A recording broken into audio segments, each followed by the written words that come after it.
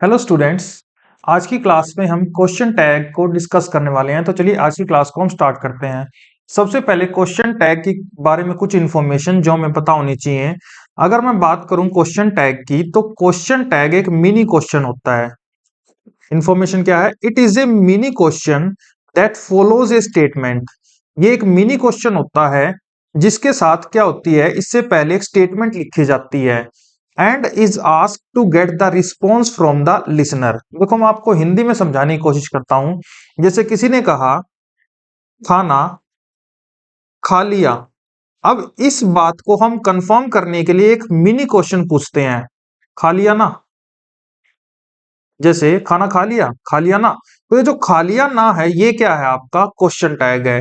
ये एक mini question होता है और इससे पहले एक स्टेटमेंट पूरी आती है, और उस पूरी स्टेटमेंट को कंफर्म करने के लिए जो हम एक छोटा सा क्वेश्चन पूछते हैं लिसनर से, उसका रिस्पॉन्स जानने की कोशिश करते हैं, कंफर्मेशन करने की कोशिश करते हैं, तो उस छोटे से मिनी से क्वेश्चन को हम क्या बोलते हैं? क्वेश्चन टैग बोलते हैं। अब एक चीज याद रखना, question tag can have only pronoun and helping verb. Question tag में हम केवल और केवल प्रोनाउन को लिखते हैं और हेल्पिंग वर्ब को लिखते हैं। प्रोनाउन को हम इस वजह से लिखते हैं क्योंकि हम नाउन का एक बार अगर जिक्र कर लेते हैं सेंटेंस के अंदर, तो दोबारा सेंटेंस के अंदर उसका रिपीटिशन नहीं करते। उसकी रिपीटिशन को रोकने के लिए हम इस्तेमाल करते हैं प्रोनाउन का। तो इसी वजह से जब हम क्वेश्चन टैग बनाते हैं, तो वो जो इंटेरोगेटिव मिनी क्वेश्चन होता है उसमें प्रोनाउन लिखा जाता है, ना कि नाउन। थर्ड जो पॉइंट है, if the statement is positive the question tag is negative and vice versa. एक चीज और याद रखनी है, अगर हमारी जो क्वेश्चन टैग में स्टेटमेंट है अगर वो हमारी पॉजिटिव होगी तो क्वेश्चन टैग क्या बनेगा? नेगेटिव बनेगा। और अगर हमारी स्टेटमेंट नेगेटिव है तो क्वेश्चन टैग क्या बनेगा? पॉजिटिव बनेगा। जैसे मैं ये छोटा सेंटेंस लिखा, खाना खा लिया, ये तो हो गई पॉजिटिव स्टेटमेंट। इसका जो वो क्वेश्चन टैग बना वो कैसा बना? खा लिया ना। तो ये नेगेटिव स्टेटमेंट बन रही है। तो यही बात कह रहा है, क्वेश्चन टैग के अंदर जब कभी भी आप पॉजिटिव स्टेटमेंट लिखते हो तो उसका जो क्वेश्चन टैग बनेगा वो नेगेटिव बनेगा, और अगर हमारी स्टेटमेंट नेगेटिव होगी तो उसका क्वेश्चन टैग हमारा पॉजिटिव बनेगा।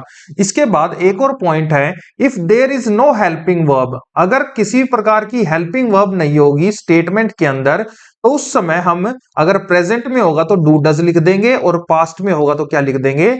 डिड लिख देंगे एज ए हेल्पिंग वर्ब के रूप में। जैसे हम पहला सेंटेंस देख रहे हैं, पहला सेंटेंस है हमारे पास क्या? कमल हैज डन हिज वर्क। इस एग्जाम्पल को देखते हैं। अब यहां पे कमल ने अपना काम खत्म कर लिया, काम कर लिया होगा, मतलब ये क्वेश्चन टैग है। कमल ने अपना काम खत्म कर लिया ना। तो ये एक्चुअल में इस तरीके से एक मिनी क्वेश्चन है जो लिसनर से क्या कर रहे हैं? कंफर्मेशन लेने के लिए पूछा जा रहा है। अब यहां पे हम देखें तो सब्जेक्ट कौन है? कमल है। अब अगर सब्जेक्ट कमल है तो कमल के अकॉर्डिंग यहाँ क्वेश्चन टैग में क्या आएगा? ही आ गया। बिल्कुल सही है यहाँ पे, क्योंकि हम नाउन को रिपीट कर नहीं सकते तो हमने क्या लिख दिया? प्रोनाउन लिख दिया ही। उसके बाद हमें देखनी है, ये हमारी हेल्पिंग वर्ब है, ये हमारी मेन वर्ब है, ये वर्क इसका ऑब्जेक्ट है, हिज हमारी पोजेसिव एडजेक्टिव है। अब हम यहां पे देख रहे हैं तो हैज हमारी क्या है? हेल्पिंग वर्ब है, और हेल्पिंग वर्ब है तो ऐसे के ऐसे हमने क्या लिख दी? यहाँ पे हैज। इसके अकॉर्डिंग, ही के अकॉर्डिंग आ गई हैज। अगर दे होता तो क्या आती? हैव आ जाती। अब ये जो स्टेटमेंट है कमल हैज डन हिज वर्क, ये पॉजिटिव स्टेटमेंट है। क्वेश्चन टैग में क्या लिख दिया हमने? नेगेटिव लिख दिया, हैजंट ही। दूसरा एक चीज और याद रखना, जब भी आप क्वेश्चन टैग बनाओगे तो उसमें आपको कॉन्ट्रैक्शन फॉर्म लिखनी पड़ेगी। कॉन्ट्रैक्शन फॉर्म कहने का मतलब है, जैसे अगर आपने विल नॉट लिखा तो आप इसको कैसे लिखोगे क्वेश्चन टैग में? वॉन्ट। ठीक है। जैसे यहां पे हैज नॉट लिखा तो कॉन्ट्रैक्शन फॉर्म क्या बनेगी? हैजंट। ठीक है। तो इस तरीके से हमें क्वेश्चन टैग का निर्माण करना है जैसे ही एग्जाम में आएगा। तो होप आपको ये बेसिक्स फंडामेंटल्स अच्छे से क्लियर हो गए होंगे। अब हम चलते हैं डायरेक्ट प्रैक्टिस के ऊपर। तो जो हमारा पहला सेंटेंस है वो है, the man cut his finger accidentally. Man ने अपनी फिंगर अचानक से, मतलब कट कर ली, एक्सीडेंटली उसने अपनी फिंगर कट कर ली। अब देखो यहां पे समझना, द मैन क्या है? हमारा सब्जेक्ट है। अगर मैन हमारा सब्जेक्ट है, ये हमारी वर्ब है, और फिंगर इसका ऑब्जेक्ट है। तो अब यहाँ पे हमें सब्जेक्ट तो मैन मिल गया। अच्छा, मैन के अकॉर्डिंग फिर यहाँ पे क्या आएगा क्वेश्चन टैग में? मैन के अकॉर्डिंग यहाँ आएगा ही। ये तो हो गया ही। अच्छा, जो the man cut his finger accidentally है, ये कैसी स्टेटमेंट है? ये हमारी पॉजिटिव स्टेटमेंट है। अगर ये हमारी पॉजिटिव स्टेटमेंट है तो क्वेश्चन टैग में क्या आएगा? हमारे नेगेटिव आएगा। यानी स्टेटमेंट क्वेश्चन टैग कैसी बनेगी? नेगेटिव बनेगी। और अगर स्टेटमेंट हमारी नेगेटिव होगी तो क्वेश्चन टैग कैसा बनेगा? हमारा पॉजिटिव बनेगा। अब यहां पे हमें ये चेक करना है कि जो कट है ये कौन सी वर्ब है। एक चीज याद रखना, जो ये कट वर्ब होती है इसमें तीनों फॉर्म सेम रहती हैं, कट, फर्स्ट, सेकंड और थर्ड। अब अगर यहाँ पे द मैन लिखा हुआ है तो यहाँ पे अगर ये प्रेजेंट इंडेफिनेट होता, अगर ये सेंटेंस, ये स्टेटमेंट प्रेजेंट इंडेफिनेट होती तो मैन के अकॉर्डिंग यहाँ क्या लिखा होना चाहिए था? कट्स लिखा होना चाहिए था। लेकिन क्या यहाँ पे एस लगा हुआ है? नहीं लगा हुआ। अगर एस नहीं लगा हुआ तो ये वर्ब की फर्स्ट फॉर्म नहीं है। तो फिर ये कौन सी फॉर्म होगी? ये एक्चुअल में वर्ब की सेकंड फॉर्म होगी।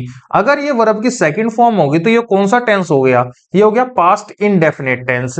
और पास्ट इंडेफिनेट टेंस की हेल्पिंग वर्ब कौन सी है?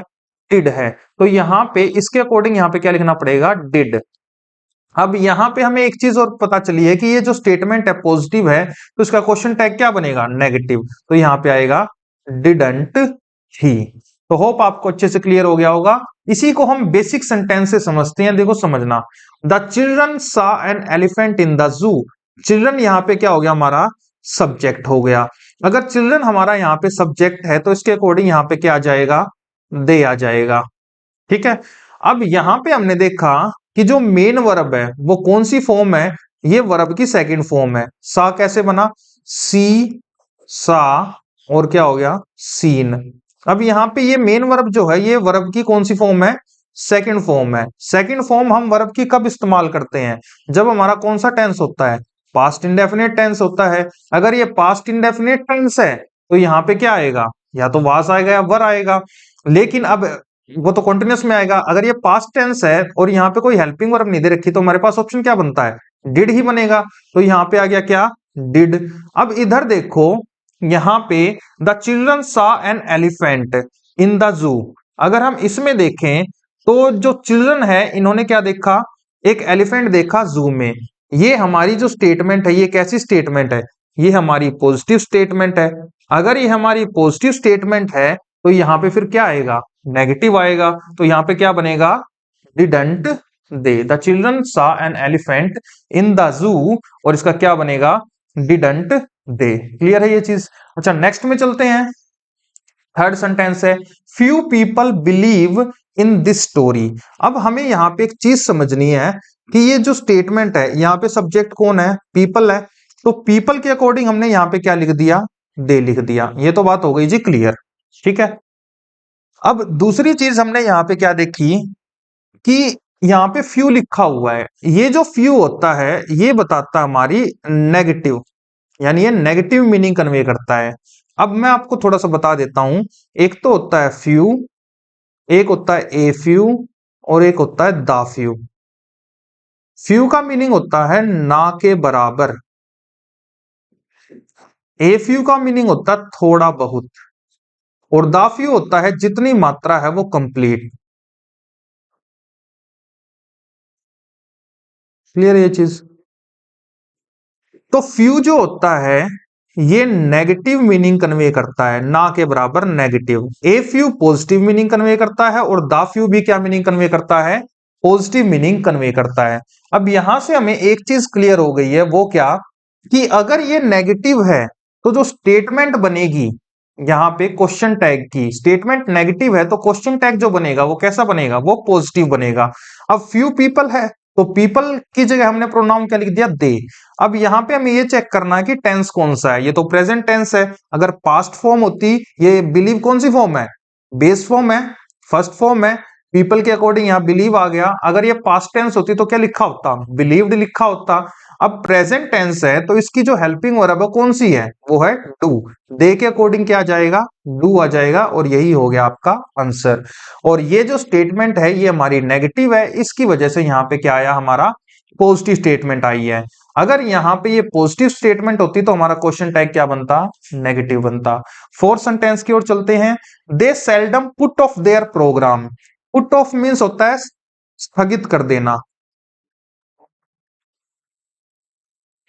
और सेल्डम जो होता है ये क्या मीनिंग कन्वे करता है, ये जो सेल्डम है ये नेगेटिव मीनिंग कन्वे करता है। जैसे समझना, अगर मैंने लिखा ये कोई बंदा हर रोज क्लास लगाता है तो ये क्या हो गया, डेली। डेली हो गया पॉजिटिव। लेकिन मान लो वो जैसे 2 दिन आता है 2 दिन नहीं आता ऐसे, तो ये क्या हो गया, मान लो ऑफन। क्लियर है, डेली क्लास लगाता है तो ये पॉजिटिव। ऑफन ये भी लगभग आता है 2 दिन, 1-2 दिन छुट्टी और फिर क्लास अटेंड करता है। लेकिन एक होता है सेल्डम। सेल्डम जो होता है ये क्या होता है, ना के बराबर ही आता है। यानी कि हफ्ते में क्या पता 1 दिन आ जाए, क्या पता वो 1 दिन भी ना आए। 2 हफ्ते में क्या पता 2 दिन आए, सिर्फ 1 दिन ना आए। तो इस तरीके से नेगेटिव रहता है। ज्यादा दिन वो क्या करता है, छुट्टी रखता है, यानी इसमें नेगेटिव मीनिंग कन्वे करता है। सेल्डम अगर नेगेटिव मीनिंग कन्वे करता है, जो क्वेश्चन टैग बनेगा वो क्या बनेगा, पॉजिटिव बनेगा। इस स्टेटमेंट में अगर नेगेटिव है तो यहां क्वेश्चन टैग पॉजिटिव बनेगा। यानी दे का तो दे आ गया। अब यहां पे हमें ये चेक करना है कि पॉजिटिव स्टेटमेंट की तो चलो बात हो गई, लेकिन ये जो पुट ऑफ है ये कौन सा टेंस है, ये तो एक फ्रेजल वर्ब है। अब ये जो पुट ऑफ है ये हमारी वर्ब की फर्स्ट फॉर्म भी हो सकती है और वर्ब की सेकंड फॉर्म भी हो सकती है, दोनों हो सकती है। अब ये तो हमें नहीं पता। अगर दे है तो यहाँ प्लूरल आ गया, अगर यहाँ पे ही लिखा होता तो हम पता कर लेते। लेकिन यहाँ पे कुछ भी हो सकता है, तो यहाँ पे ऑप्शन क्या बनेगा, अगर पास्ट होगा तो यहाँ बनेगा डिड दे, और अगर प्रेजेंट होगा तो यहाँ क्या बनेगा, टू दे। क्यों, क्योंकि यहां पुट ऑफ से हम टेंस का नहीं पता कर पा रहे हैं, इस वजह से इस फोर्थ क्वेश्चन टैग के अंदर दोनों आंसर सही है, डिड दे भी सही है और डू दे भी सही है। होप आपको ये बात क्लियर हो गई होगी। और एक चीज याद रखना, ये जो होता है सेल्डम हो गए, ये सभी एक बार मैं आपको लिखवा देता हूं यहां पे।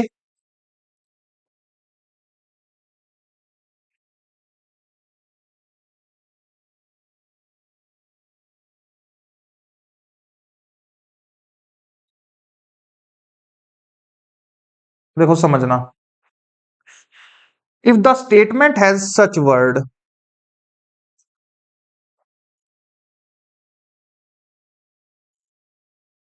अगर आपके क्वेश्चन टैग की स्टेटमेंट में ये सभी शब्द आ जाएं, कौन कौन से, hardly, बेयरली, scarcely, rarely, seldom, few, little, neither, etcetera. तो ये सभी जो हमारे एडवर्ब होते हैं ये नेगेटिव मीनिंग कन्वे करते हैं। तो ये जब नेगेटिव मीनिंग कन्वे करते हैं तो जो इनका क्वेश्चन टैग बनेगा वो पॉजिटिव बनेगा। तो इनके साथ हमें क्या करना है, use a positive question tag. बातें क्लियर हो गई होंगी। आगे बढ़ते हैं। जैसे हमने एक फिफ्थ सेंटेंस देखा, it hardly matter to us, इससे हम पर कोई ज्यादा फर्क नहीं पड़ता। It hardly matter to us. अब जो ये हार्डली वर्ड होता है ये क्या होता है, नेगेटिव होता है। अगर ये नेगेटिव मीनिंग कन्वे करता है तो इट तो हमारा सब्जेक्ट हो गया, तो हम इट को तो ऐसे लिख देंगे यहाँ पे इट। अब ये नेगेटिव है तो यहाँ क्या आएगा, पॉजिटिव, और टेंस कौन सा है, प्रेजेंट है, तो यहाँ क्या आ जाएगा, डज इट। ठीक है, फिफ्थ सेंटेंस का जो क्वेश्चन टैग बनेगा वो क्या बनेगा, डज इट। इसके बाद आगे बढ़ते हैं, कुछ अच्छे सेंटेंस देखते हैं। Someone has broken the chair, someone has broken the chair. और सातवां सेंटेंस है, neither was doing the work. अब यहां पे हमें एक चीज समझनी है कि समवन हो गया, नीदर हो गया, इनके अंदर कितने इंसान होंगे। समवन में तो हम मेंशन ही नहीं कर सकते, ये तो इंडेफिनेट प्रोनाउन है, इसमें हम बता नहीं सकते कि एक इंसान है या दो है। अब इसका सोल्यूशन समझना कैसे, अगर मैंने यहां पे लिखा एक एवरीवन हैज अराइव्ड, कि भाई हर कोई बंदा आ चुका है। फिर मैंने एक और सेंटेंस लिखा, ही हैज अराइव्ड। अब मैंने एवरी वन की जगह मैंने क्या लिख दिया, ही लिख दिया, ही हैज अराइव्ड। क्या एवरी वन ही मीनिंग कन्वे कर सकता है? ही और एवरीवन सेम हो सकते हैं? बिल्कुल नहीं। अगर कोई डेफिनेट होगा, ही का इस्तेमाल तो कब करेंगे हम? जब कोई डेफिनेट होगा। एवरीवन का इस्तेमाल हम कब करेंगे? जब कोई डेफिनेट होगा नहीं। अच्छा, एवरीवन की जगह मैं क्या लिख सकता हूं? They have arrived. एवरीवन को रिप्लेस कौन कर सकता है? दे कर सकता है। अब जो ही है, जो ही होता है, ये तो थर्ड पर्सन का सिंगुलर नंबर का है, मैस्कुलिन जेंडर प्रोनाउन है, जो कि डेफिनेट पर्सन को रेफर करता है। अब एवरीवन में कोई भी डेफिनेट नहीं है। एवरीवन नेचर में तो डिस्ट्रीब्यूटिव प्रोनाउन होता है, इसके साथ हम सिंगुलर वर्ब लिख देते हैं, लेकिन एवरीवन कभी भी एक के लिए यूज नहीं होता। एवरीवन का इस्तेमाल हम तब करते हैं जब बहुत सारे लोग हों और उन्हें डिस्ट्रीब्यूट करना हो। तो याद रखना, अब यहां पे हमें एवरीवन हो गया, समवन हो गया, इनके साथ क्या लिखना पड़ेगा? इनका जो सब्स्टिट्यूट बनेगा वो क्या बनेगा? इनका सब्स्टिट्यूट बनेगा जी दे। तो समवन हो गया, यहां पे आप लिख सकते हो एक और चीज को मैं रब कर देता हूं।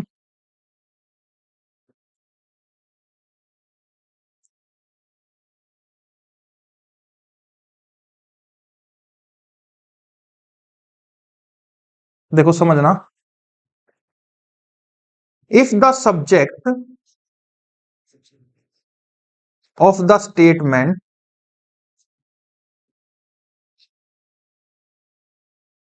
is somebody, anybody, everyone, neither, either, ये सभी हों, तो याद रखना इनके साथ जो क्वेश्चन टैग बनेगा, जो इन सभी प्रोनाउन का क्वेश्चन टैग बनेगा, वो जो प्रोनाउन जो सब्स्टिट्यूट करेगा वो क्या होगा? वो दे होगा। तो इनके साथ use they in the question tag. तो यहां से हमें बात क्लियर हो गई है कि हमें someone, somebody, nobody, neither, either, इन सभी के साथ हमें क्या इस्तेमाल करना पड़ेगा? दे इस्तेमाल करना पड़ेगा। तो समवन का जो सब्स्टिट्यूट बना वो क्या बना? दे बना। अब इसके बाद हमें टेंस चेक करना है। टेंस तो क्या हो गया? परफेक्ट है। तो अब यहाँ पे हैज जो है हेल्पिंग वर्ब है, ब्रोकन मेन वर्ब है, और चेयर क्या बन गया? इसका ऑब्जेक्ट बन गया। अब जो ये हेल्पिंग वर्ब है ये तो सिंगुलर है, लेकिन यहाँ पे जो प्रोनाउन है वो क्या है? दे है। तो जो दे का प्रोनाउन बनेगा वो क्या बनेगा? हैव बनेगा। अच्छा, ये जो है statement someone has broken the chair, ये कैसी स्टेटमेंट है? ये तो एक पॉजिटिव स्टेटमेंट है, तो इसका नेगेटिव क्या बनेगा? हैवंट दे। तो सिक्स सेंटेंस का आंसर आ गया। क्वेश्चन टैग क्या बना है? Someone has broken the chair, haven't they. Next में बढ़ते हैं। Neither was doing the work, कोई भी काम नहीं कर रहा है। अच्छा, जो नीदर है ये भी एक के लिए तो यूज नहीं हुआ होगा, एक से ज्यादा के लिए यूज हुआ होगा। अगर नीदर एक से ज्यादा के लिए यूज हो रहा है तो यहाँ पे फिर क्या बनेगा? क्वेश्चन टैग में प्रोनाउन दे लिखना पड़ेगा। अच्छा, नीदर जो होता है ये क्या मीनिंग कन्वे करता है? ये तो नेगेटिव मीनिंग कन्वे करता है। नेगेटिव मीनिंग कन्वे करता है तो यहाँ पे हमें पॉजिटिव क्वेश्चन टैग लिखना पड़ेगा। तो यहाँ पे हम देख रहे हैं टेंस कौन सा है? ये तो पास्ट कॉन्टिन्यूअस है। अच्छा, पास्ट कॉन्टिन्यूअस के अकॉर्डिंग फिर सब्जेक्ट कौन है? दे। तो यहाँ पे क्या आएगा? वर। अब यहाँ पे स्टेटमेंट नेगेटिव है तो क्वेश्चन टैग कैसा बनेगा? पॉजिटिव। तो जो सेवन सेंटेंस है इसका आंसर क्या होगा? वर दे आएगा। Neither was doing the work, were they. Clear है? आगे बढ़ते हैं। आगे एट सेंटेंस की ओर चलते हैं। Nothing can make up for this loss. Makeup का जो मीनिंग होता है ये आपकी क्या होती है? फ्रेजल वर्ब होती है। इसका मीनिंग होता है कंपनसेट। क्लियर है? और जो नथिंग वर्ड है ये क्या मीनिंग कन्वे कर रहा है? ये नेगेटिव मीनिंग कन्वे कर रहा है। कभी कोई भी इस लॉस को कंपनसेट नहीं कर सकता। अगर हम इस सेंटेंस में देखें तो सबसे पहले नथिंग का क्या क्वेश्चन टैग बनेगा? अब अगर हम यहां पे बात करें समवन, समबडी, नीदर, इनमें तो हम क्या लिख सकते हैं? दे लिख सकते हैं, क्योंकि लिविंग थिंग्स के लिए तो हम किसका इस्तेमाल कर सकते हैं? दे का इस्तेमाल कर सकते हैं। समवन को रिप्लेस कौन कर देगा? दे कर देगा। नीदर को रिप्लेस कौन कर देगा? दे कर देगा। लेकिन जो यहां पे लिखा हुआ है नथिंग, मुझे एक चीज बताओ, नथिंग हो गया या समथिंग हो गया, ये नॉन लिविंग थिंग्स होते हैं, तो इनको दे तो रिप्लेस कर ही नहीं पाएगा। क्लियर है ये चीज? जो जो दे है वो तो लिविंग थिंग्स के लिए आता है। अब नॉन लिविंग के लिए हमारे पास एक ऑप्शन है, वो क्या है? इट। ठीक है? तो यहां पे हमें एक चीज और समझ लेनी है कि if the subject of the statement, if the subject of the statement in question tag are nothing, everything, something, etcetera हो। अगर आपके क्वेश्चन टैग वाले क्वेश्चन में स्टेटमेंट में ये सभी एज ए सब्जेक्ट के रूप में आ जाएं, नथिंग, एवरीथिंग, समथिंग, ये तो नॉन लिविंग होते हैं, तो नॉन लिविंग को रिप्लेस करने के लिए हमें क्या इस्तेमाल करना पड़ेगा? इट का इस्तेमाल करना पड़ेगा। तो जो समथिंग है या फिर नथिंग है, तो इनका क्वेश्चन टैग क्या बनेगा? इनका क्वेश्चन टैग बनेगा इट। तो यहां पे दोनों में क्या आ गया? इट आ गया। बात क्लियर है? अब नथिंग जो है ये तो नेगेटिव है, तो जो क्वेश्चन टैग बनेगा वो यहां पे क्या बनेगा? पॉजिटिव बनेगा। हेल्पिंग वर्ब क्या है? कैन। तो क्या लिख देना है हमने? Can it. तो 8 सेंटेंस का आंसर क्या होगा? Can it. Nothing can make up for this loss, can it. 9 sentence में चलते हैं। Something is missing today. अब यहां पे समथिंग का तो प्रोनाउन क्वेश्चन टैग में क्या आ गया? इट आ गया। अब यहां पे हम क्या देख रहे हैं? इज है हेल्पिंग वर्ब और मिसिंग है मेन वर्ब। तो इज के अकॉर्डिंग, इट के अकॉर्डिंग सही है। इज ये पॉजिटिव स्टेटमेंट है तो क्वेश्चन टैग क्या बनेगा? नेगेटिव बनेगा। तो यहां पे क्या आएगा? Isn't it. तो होप आपको ये जो 9 सेंटेंस अच्छे से क्लियर हो गए होंगे। आगे बढ़ते हैं। अब देखो कुछ और सेंटेंस हैं। There appears no relief. अब यहां पे एक चीज और समझना आप लोगों को, वो क्या?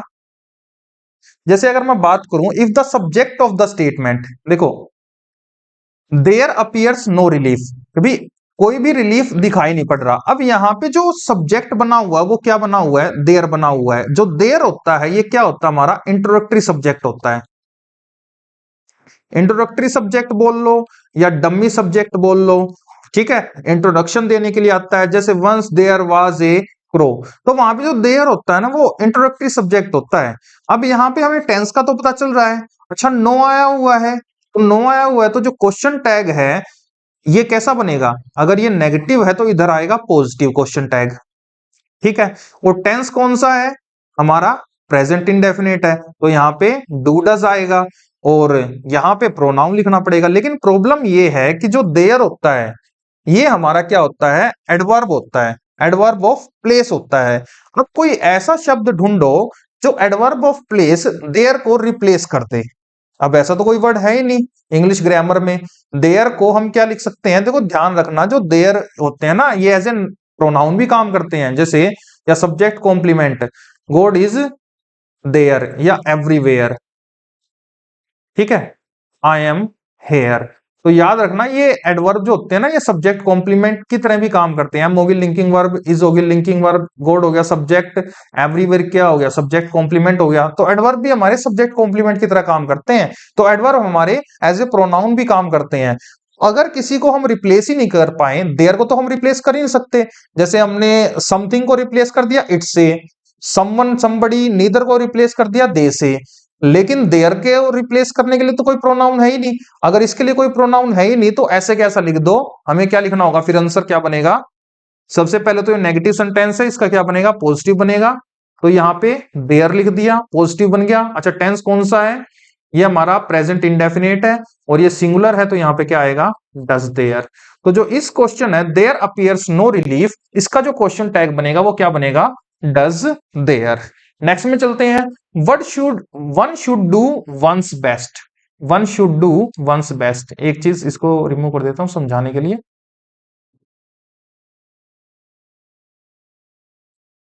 देखो ध्यान से समझना, one should do one's best. अच्छा, शुड क्या होती है? हेल्पिंग वर्ब होती है। डू क्या होगी? हमारी मेन वर्ब होगी। अब यहाँ पे एक वो सब्जेक्ट दे रखा है वन।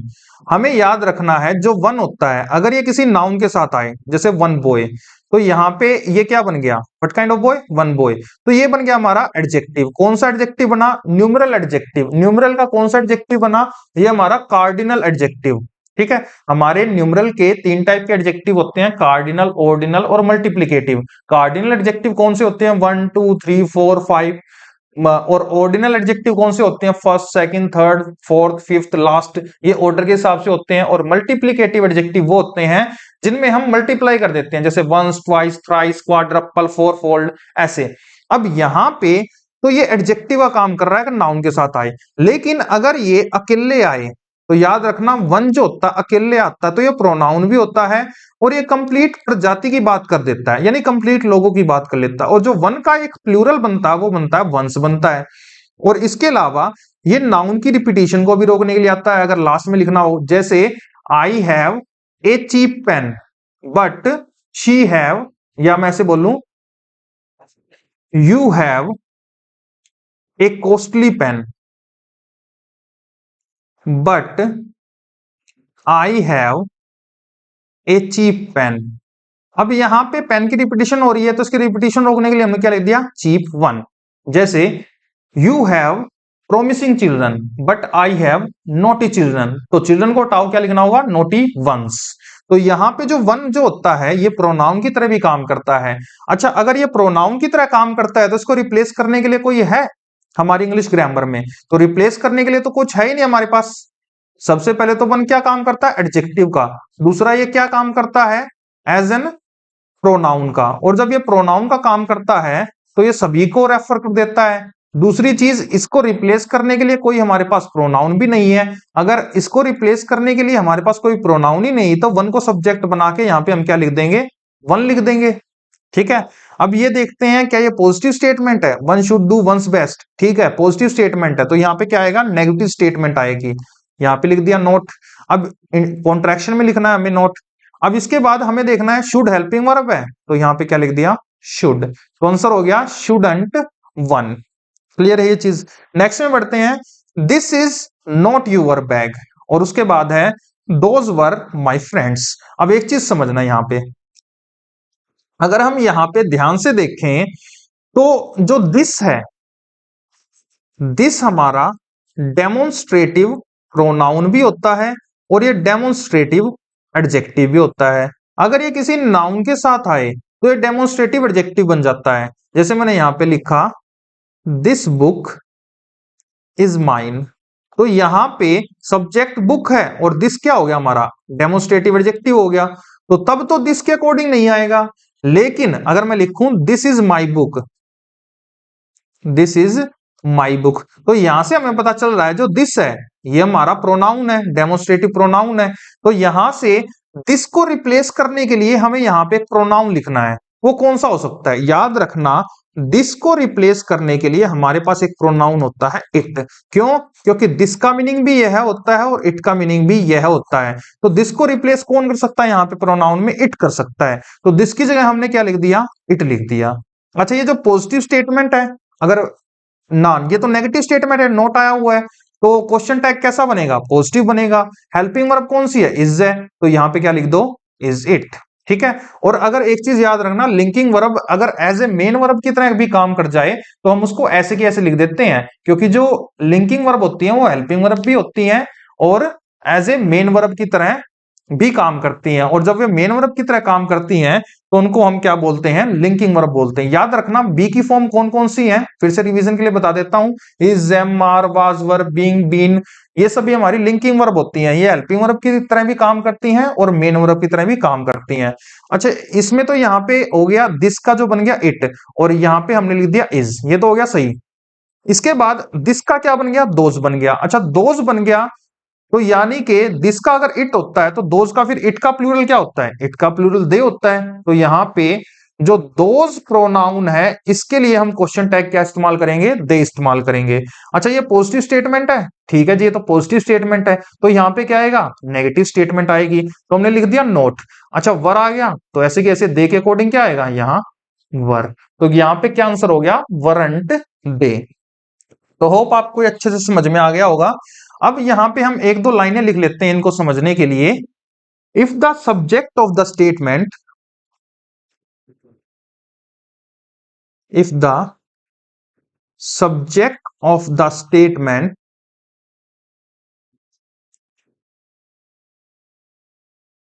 इज देयर, ये सभी हो, वन हो, देयर क्या होता है हमारा, एडवर्ब ऑफ प्लेस होता है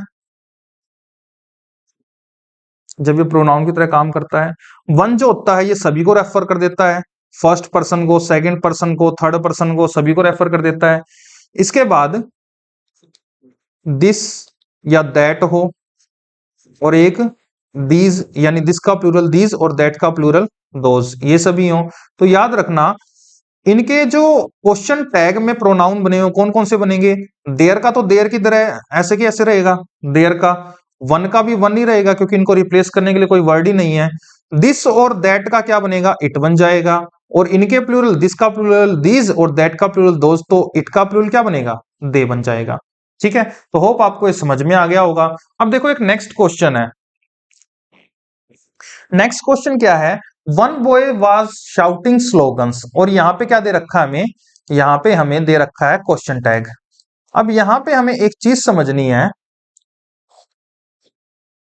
वो क्या, कि ये जो क्वेश्चन टैग तो दे रखा है लेकिन इसके अंदर जो सब्जेक्ट है वो वन नहीं है। अगर वन सब्जेक्ट होता, जैसे इस सेंटेंस में है, कहां गया वो, ये रहा, one should do one's best, यहां पे तो सब्जेक्ट का काम कर रहा है, लेकिन मैंने क्या कहा, वन जो होता है हमारा एडजेक्टिव भी होता है। कौन सा एडजेक्टिव होता है, न्यूमरल एडजेक्टिव होता है। न्यूमरल का कौन सा टाइप होता है, ये होता है हमारा कार्डिनल एडजेक्टिव। तो यहां पे एक्चुअल में वन सब्जेक्ट नहीं है, वन तो हमारा एडजेक्टिव है। कौन सा एडजेक्टिव है, कार्डिनल एडजेक्टिव। तो इस स्टेटमेंट में जो सब्जेक्ट है वो कौन है, वो बॉय है। अच्छा, बॉय सब्जेक्ट हो गया, अच्छा ठीक है, ये हेल्पिंग वर्ब होगी, ये मेन वर्ब होगी।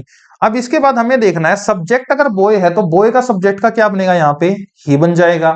One boy was shouting slogans. अब यहां पे अगर ये पॉजिटिव स्टेटमेंट तो यहां क्या बन जाएगा, नेगेटिव स्टेटमेंट नोट आ गया।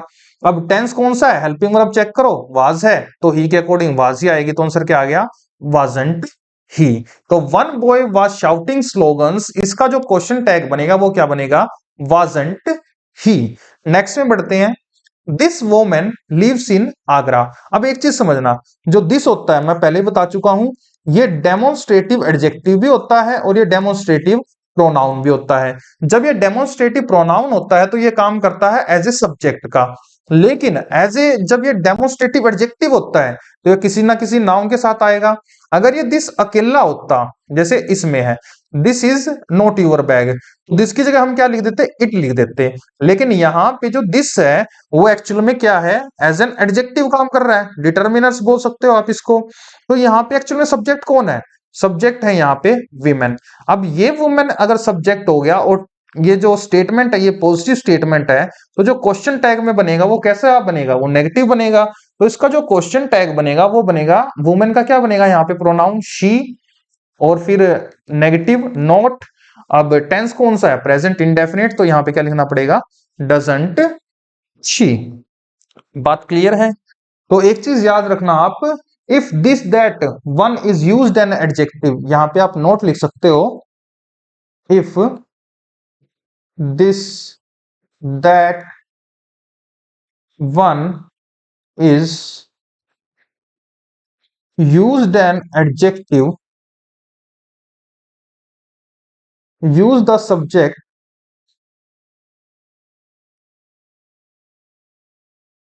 of the question tag according to noun, they qualify। ठीक है, तो होप आपको ये क्वेश्चन टैग समझ में आ रहा होगा। ये एक्चुअल में टॉप लेवल है। ठीक है, अगर आपको टॉप करना है एग्जाम में तो आप इसी लेवल की इंग्लिश ग्रामर सीखें।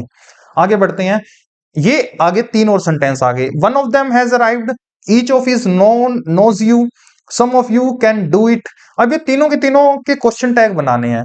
सबसे पहले तो यहां पे हम चेक करते हैं, वन है, ईच है, सम है। अब इनके क्वेश्चन टैग क्या बनेंगे, तो मैं आपको एक चीज बता देता हूं, इन क्वेश्चन टैग को समझने के लिए इनके बीच में क्या आया हुआ है, ऑफ प्रेपोजिशन आई हुई है। तो याद रखना, जो ऑफ प्रेपोजिशन होती है ये पार्ट ऑफ द टोटल को रिलेट करती है।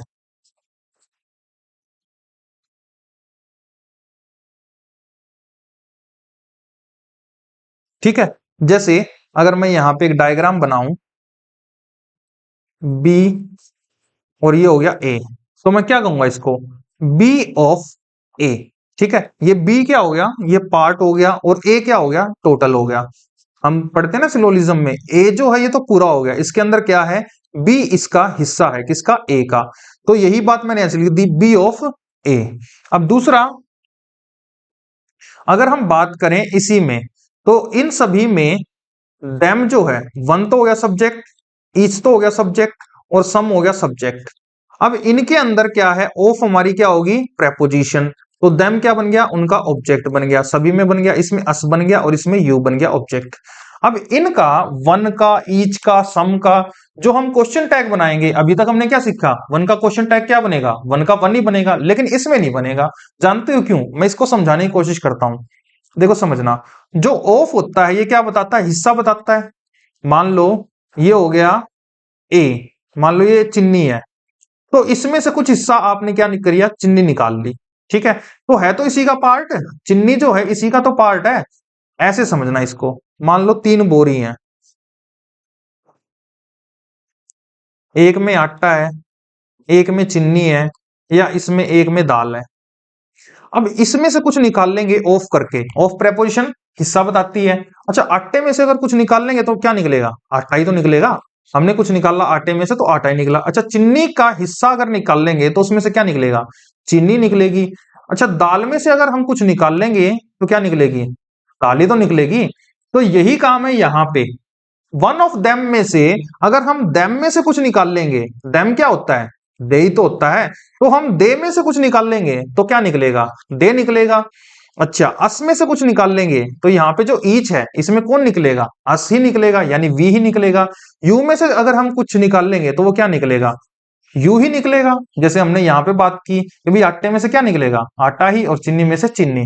तो होप आपको ये अच्छे से समझ में आ गया होगा कॉन्सेप्ट। यानी कि जो यहाँ पे सब्जेक्ट है, देम का सब्जेक्ट है, इसमें से जो हिस्सा निकला होगा वो क्या होगा, दे होगा। और यहाँ पे अगर दे हो गया तो यहाँ पे आ गया दे। अच्छा, अस में से कुछ हिस्सा निकला होगा तो वो क्या निकला होगा, वी निकला होगा, तो यहाँ पे क्या आ गया, वी। और तीसरे में यू में से अगर कुछ निकला होगा तो यू में से तो यू ही निकलेगा। ठीक है, अब यहां से एक चीज समझना, ये सभी सेंटेंस क्या हैं, ये हमारे पॉजिटिव सेंटेंस हैं। ठीक है, अब इनके अंदर हमने क्या करना है, अगर ये पॉजिटिव है तो क्या बनेगा, नेगेटिव बनेगा। तीनों में आ गया, क्लियर है। अब वर्ब देखो कौन सी हेल्पिंग वर्ब, दे के अकॉर्डिंग यहां क्या आएगा, हैव आएगा, हैवंट दे। दूसरे में क्या आएगा, ये टेंस कौन सा है, प्रेजेंट इंडेफिनिट, तो यहाँ पे वी के अकॉर्डिंग क्या आ जाएगा, डू। डोंट वी, ये क्या होगा आंसर, डोंट वी। अच्छा, some of you can do it, तो यहाँ पे क्या आ जाएगा, कांट यू। तो ये हमारे तीनों के तीनों आंसर हो गए। मैं आपको फिर से बता देता हूं यहाँ पे दे कैसे आया, वन सिंगुलर को रिप्रेजेंट करता है, ईच सिंगुलर को रिप्रेजेंट करता है, सम जो है ये थोड़े बहुत को रिप्रेजेंट करता है। फिर भी हम इनको प्लूरल में क्यों लिख रहे हैं, इसका भी रीजन मैं आपको बता देता हूं, देखो समझना। जैसे अगर मैं बात करूं यहाँ पे,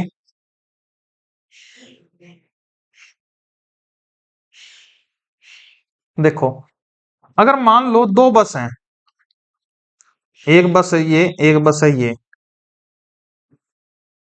ठीक है, और इस बस में बहुत सारे लोग हैं, और किसी ने क्या किया, मान लो आपकी जो पॉकेट है वो मार ली, यानी चोरी कर ली। हमारी जो पॉकेट है वो क्या कर ली, कट कर ली, हमारी पॉकेट चोरी कर ली। अब तुम किस पे इल्जाम लगाओगे, तुम कहोगे, क्या कहोगे, वन ऑफ देम, इनमें से कोई एक। मान लो ये सभी हो गए तो हम क्या बोलेंगे, one of them has picked my pocket, one of them has picked my pocket, ऐसा ही कहोगे ना। यहाँ पे वन का क्या मीनिंग है, समवन ही तो है, कि भी कोई एक है, इनमें से कोई एक है। लेकिन एक चीज बताओ, इनमें से कोई एक है, यानी कि इल्जाम तो सभी पे लगा दिया, सभी पे लगा दिया, तो ये क्या बन गया, दे बन गया। तो यानी कि जो ये वन है ना, ये किसको रिप्रेजेंट कर रहा है, ये सभी को रिप्रेजेंट कर रहा है यहाँ पे वन। तो ये जो है ईच, सम, ये सभी क्या होते हैं, ये एवरीवन के लिए इस्तेमाल होते हैं, सभी के लिए। तो इनके अकॉर्डिंग यहाँ पे क्या लग सकता है, दे लग सकता है। लेकिन प्रॉब्लम ये है कि देम का हिस्सा जो निकलेगा वो दे निकलेगा, लेकिन अस का जो हिस्सा निकलेगा वो क्या निकलेगा, वी निकलेगा। और यू में से अगर हम कुछ निकाल लेंगे तो वो क्या निकलेगा, हिस्सा यू ही निकलेगा। इस वजह से यहाँ पे जो प्रोनाउन बने हैं वो क्या बने हैं, दे, वी और यू। ठीक है, अब दूसरी चीज, हम समवन समबडी का इस्तेमाल क्यों करते हैं, इसका भी रीजन जान लो। क्योंकि अगर हम मान लो एक ही बंदा है और एक ही आप हो, और पॉकेट चोरी हो गई, तो सिंपल सी बात है, आप ऐसे तो नहीं कहोगे समवन या वन ऑफ देम, आप डायरेक्ट कहोगे he has picked my pocket. तो यहां पे तो डेफिनेट हो गया। जब आप इनडेफिनेट की बात करोगे, जब एक से ज्यादा की बात करोगे, डिस्ट्रीब्यूटिव में बात करोगे, तो उस सेंस में हम लिख देते हैं ईच, एवरीवन ऐसे, और उनका जो प्रोनाउन बनता है वो क्या बनता है जी, दे बनता है। तो होप आपको अच्छे से समझ में आ गया होगा। अब आगे बढ़ते हैं, कुछ अच्छे लेवल के और क्वेश्चन है। When they arrived I had done the work, when they arrived I had done the work. अब देखो इसमें समझना, इसमें जो हम क्वेश्चन टैग बनाएंगे, एक तो ये वाला क्लोज है और एक ये वाली क्लोज है। ये क्लोज कौन सी है मैं प्रीवियस वीडियो में बता चुका हूं, फिर से रिवीजन के लिए मैं आपको बता देता हूं। देखो समझना, लास्ट में लेके चलते हैं एक बार। देखो हमारी क्लोज जो होती है ये कितने टाइप की होती है, क्लोज हमारी होती है 3 टाइप की। एक तो होती है हमारी मेन क्लोज, दूसरी होती है हमारी कोऑर्डिनेट क्लोज, और जो तीसरी होती है वो होती है हमारी सबऑर्डिनेट क्लोज। जैसे मैंने यहां पे एक सेंटेंस लिखा, Mohan invited Sohan but Sohan decline his invitation. अब इसके एक बार पार्ट ऑफ स्पीच निकालते हैं। मोहन ने सोहन को बुलाया लेकिन सोहन ने आने से मना कर दिया। अगर हम इसके पार्ट ऑफ स्पीच निकाल लें तो सबसे पहले मोहन की बात होती है, subject number 1, invited Sohan predicate number 1, उसके बाद बट क्या हो गई हमारी, कंजंक्शन हो गई, उसके बाद सोहन क्या बन गया हमारा सब्जेक्ट, डिक्लाइन हिज इनविटेशन हमारा क्या हो गया प्रेडिकेट नंबर 2, तो सोहन हो गया सब्जेक्ट नंबर 2 और डिक्लाइन हिज इनविटेशन हो गया प्रेडिकेट नंबर 2। अब ये सेंटेंस तो एक है लेकिन इसके जो पार्ट हैं वो कितने हैं, वो 2 हैं। एक तो ये है मोहन इनवाइटेड सोहन, दूसरा है सोहन डिक्लाइन हिज इनविटेशन, ये दोनों पार्ट हो गए। अब ये जो 2 पार्ट हैं इनको हम इंग्लिश लैंग्वेज में क्या बोलते हैं, इन दोनों को हम बोलते हैं क्लोज। और क्लोज की अगर हम डेफिनेशन की बात करें तो याद रखना क्लोज क्या होता है, क्लोज होता है ग्रुप ऑफ वर्ड्स, शब्दों का समूह होता है जिसके अंदर एक तो आपको मिल जाता है सब्जेक्ट, दूसरा आपको मिल जाता है प्रेडिकेट। सब्जेक्ट वो होता है जिसके बारे में हम बात करते हैं, प्रेडिकेट वो होता है जो भी सब्जेक्ट के बारे में इंफॉर्मेशन दी जाती है। जैसे राम ईट्स ए मैंगो, तो यहां से हमें पता चल रहा है बात किसकी हो रही है, राम की, तो राम हमारा सब्जेक्ट हो गया। हु के रिप्लाई भी सब्जेक्ट होते हैं, ये चीज भी याद रखना। तो राम हमारा क्या हो गया सब्जेक्ट, उसके बारे में इंफॉर्मेशन क्या है कि वो आम खाता है, ये हो गया हमारा प्रेडिकेट। याद रखना प्रेडिकेट में एक मेन वर्ब आपको जरूर मिलेगी। तो यहां से हमें एक बात क्लियर होगी कि ये 2 क्लोज हैं। अब क्लोज की हम बात कर रहे हैं तो क्लोज तो ये 2 होगी, लेकिन अगर हम बात करें क्लोज हमारी कितने टाइप की होती हैं, तो एक तो होती है हमारी मेन क्लोज, एक होती है कोऑर्डिनेट क्लोज और एक होती है सबऑर्डिनेट क्लोज। जो मेन क्लोज होती है वो क्लोज वो होती है जिससे पहले कोई भी कंजंक्शन नहीं आता, यानी नो कंजंक्शन। अगर हम इस सेंटेंस में देखें, Mohan invited Sohan but Sohan declined his invitation, इस सेंटेंस में मोहन इनवाइटेड सोहन से पहले कोई कंजंक्शन है नहीं है, तो ये हमारी कौन सी क्लोज बन गई, ये बन गई हमारी मेन क्लोज। इसके बाद हमने देखा कि कोऑर्डिनेट क्लोज कौन सी होती है। याद रखना कोऑर्डिनेट क्लोज को याद करने के लिए हमारे पास एक ट्रिक है, वो क्या है, फैन बॉयज। ये ऐसी कंजंक्शन होती हैं जो कोऑर्डिनेट क्लोज का निर्माण करती हैं। एफ से बनेगा जी फॉर, ए से बनेगा एंड, एन से बनेगा नोर, बी से बनेगा बट, ओ से बनेगा और, वाई से बनेगा येट और एस से बनेगा क्या, सो। तो ये सभी कंजंक्शन हमारी कौन सी कंजंक्शन होती हैं, कोऑर्डिनेट कंजंक्शन होती हैं। और याद रखना ये सेम रैंक को जोड़ती हैं, सेम स्ट्रक्चर को जोड़ने का काम करती हैं। और ये किस चीज का निर्माण करती हैं, ये करती है निर्माण कोऑर्डिनेट क्लोज का। तो यहां पे अगर हम देखें तो इसमें जो बट है, ये रही बट, तो ये हमारी कौन सी कंजंक्शन होगी, कोऑर्डिनेट कंजंक्शन हो गई। अगर ये कोऑर्डिनेट कंजंक्शन है तो इसके बाद जो ये क्लोज लिखी हुई है, ये कौन सी क्लोज हो गई, ये हो गई हमारी कोऑर्डिनेट क्लोज। बात क्लियर है। अब इसको छोड़कर बाकी सभी जितनी भी कंजंक्शन बच गई वो सभी हमारी सबऑर्डिनेट कंजंक्शन होती हैं और निर्माण करती हैं सबऑर्डिनेट क्लोज का। तो यहां से हम एक बात और क्लियर कर लेते हैं। जैसे मैंने यहां पे एक सेंटेंस लिखा, Mohan went to the park after Sohan had done his homework. अगर हम इस सेंटेंस को देखें ध्यान से तो इसके पार्ट ऑफ स्पीच निकालते हैं। मोन सब्जेक्ट हो गया, यहां तक प्रेडिकेट हो गया, आफ्टर जोड़ने के लिए क्या आ गई, कंजंक्शन आ गई। अब यहां पे सोहन क्या हो गया, सब्जेक्ट हो गया, हैड डन हिज होमवर्क, ये क्या हो गया हमारा प्रेडिकेट नंबर 2 हो गया। ठीक है, अब यहां पे एक चीज समझना, आफ्टर यहां पे कंजंक्शन है, इससे पहले ये क्लोज हो गई और एक ये क्लोज हो गई, Sohan had done his homework. जो इससे पहले है Mohan went to the park, इस क्लोज से पहले कोई कंजंक्शन है नहीं है, तो Mohan went to the park हमारी कैसी क्लोज हो गई, ये हो गई हमारी मेन क्लोज। इसके बाद जो आफ्टर कंजंक्शन है, आफ्टर क्या इसमें फैन वॉइस में आता है, नहीं आता, फॉर एंड नोर बट और येट सो, तो यानी कि ये जो कंजंक्शन है ये कौन सी कंजंक्शन है, ये तो सबऑर्डिनेट कंजंक्शन है। अगर ये हमारी सबऑर्डिनेट कंजंक्शन है तो ये जो क्लोज बनेगी ये हमारी कौन सी क्लोज होगी, ये होगी हमारी सबऑर्डिनेट क्लोज। ठीक है, अब यहीं से हम एक और चीज निकाल लेते हैं, देखो उन सेंटेंस पे हम बाद में पहुंचेंगे, पहले ये कॉन्सेप्ट क्लियर कर लो। अगर आपका मेन क्लोज हो और साथ में कोऑर्डिनेट क्लोज हो तो जो सेंटेंस का निर्माण बनता है उसको हम बोलते हैं कंपाउंड सेंटेंस। और इसी प्रकार अगर आपने मेन क्लोज लिख दी और उसके साथ आपने सबऑर्डिनेट क्लोज लिख दी तो जो शब्दों का समूह बनता है, जो सेंटेंस का निर्माण होता है, उसको हम बोलते हैं कॉम्प्लेक्स सेंटेंस। यहां तक तो बात क्लियर हो गई होगी। और ये जो हमारे सेंटेंस जो होते हैं ये अकॉर्डिंग टू स्ट्रक्चर होते हैं तीन टाइप के, एक तो होता है कॉम्प्लेक्स, एक होता है कंपाउंड और एक होता है सिंपल, जिसमें आपको सब्जेक्ट और प्रेडिकेट मिलता है और उसके बाद आप क्या लगा देते हो, फुल स्टॉप। लेकिन अब जो हमारे काम की बात आती है वो आ गई, जो मेन क्लोज होती है ये हमारी इंडिपेंडेंट होती है और जो कोऑर्डिनेट होती है ये भी हमारी क्या होती है, इंडिपेंडेंट होती है। और यहां पे भी जो कॉम्प्लेक्स सेंटेंस है इसमें भी हमारी मेन क्लोज तो इंडिपेंडेंट होती है, लेकिन जो हमारी सबऑर्डिनेट क्लोज है ये हमारी डिपेंडेंट होती है। अब ये डिपेंडेंट कैसे होती है उसको भी समझा देता हूं। जैसे अगर हम सेंटेंस लिखें, मोहन, यही सेंटेंस देख लेते हैं, went to the park after Sohan done his work, after Sohan done his work. अब इसमें हम पार्ट ऑफ स्पीच निकालने की कोशिश करते हैं। मोहन हमारा सब्जेक्ट है, पार्ट ऑफ स्पीच निकालने के लिए मैं आपको पहले भी बता चुका हूं कैसे निकालने हैं पार्ट ऑफ स्पीच, फिर से रिवीजन करवा देता हूं। देखो ध्यान से समझना, जब भी आप हु से क्वेश्चन करोगे तो वो हमारा क्या बनता है, सब्जेक्ट बनता है। वो किसके लिए बनता है, वो बनता है लिविंग थिंग्स के लिए। और इसके अलावा जब भी आप whom से क्वेश्चन करते हो तो वो उसका जो आंसर बनता है वो हमारा ऑब्जेक्ट बनता है और वो किसके लिए चलता है, वो लिविंग थिंग्स के लिए चलता है। इसके बाद अगर आप व्हाट से क्वेश्चन करते हो और व्हाट के जो रिप्लाई होते हैं वो या तो हमारे सब्जेक्ट बनते हैं या फिर हमारे वो ऑब्जेक्ट बनते हैं, वो सेंटेंस पे डिपेंड करता है।